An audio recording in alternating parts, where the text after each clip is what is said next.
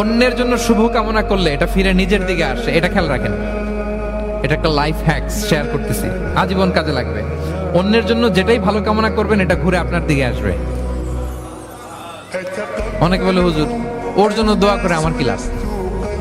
নিজের জন্য আল্লাহ আমারে মাফ করে দাও, আল্লাহ আমারে সমৃদ্ধি দাও, আল্লাহ আমার বেতন বাড়াও, আল্লাহ আমার ব্যবসায় বরকত দাও, আল্লাহ আমার ছেলেরা হাফেজ বানাও, আল্লাহ আমার বউ, আল্লাহ আমার মেয়ে, আল্লাহ আমার আমার আমার সব আমার ভালো আপনি চাচ্ছেন নিজের জন্য, অন্যদের জন্যও চান।